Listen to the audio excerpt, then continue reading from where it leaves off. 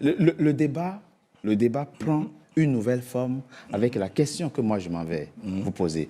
Vous êtes jeune et je vous prie de répondre sincèrement et avec honnêteté.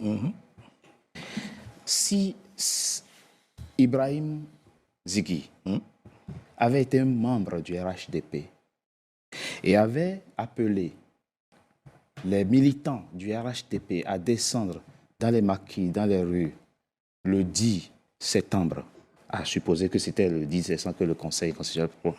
S'il avait appelé les membres du RHDP à descendre dans les rues pour montrer aux candidats et à Alassane Ouattara qui sont derrière lui, qui soutiennent sa candidature, est-ce qu'il aurait été interpellé? Répondez sincèrement. Oui, moi, en toute franchise, moi, je vais vous dire ici, avec l'expérience que j'ai, avec le vécu que j'ai, avec ce que je vois.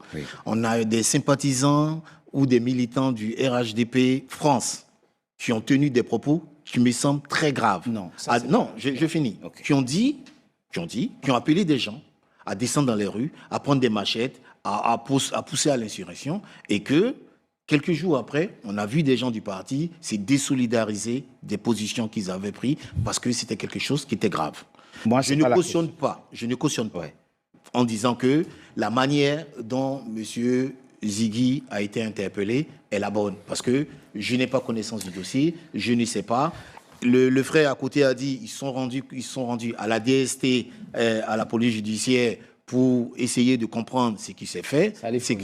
Moi, je l'entends. Je l'entends et j'aimerais pas que... Le procureur de la République aurait-il ordonné l'arrestation d'Ibrahim Zighi s'il avait été membre du RHDP et avait appelé les militants RHDP à descendre dans les rues pour soutenir la candidature du président sortant Alassane Ouattara? Je te dirais personnellement, hors milieu politique, je dirais non. C'est là que ça devient délicat, finalement. Voilà. Parce que... Non, mais Richard, nous...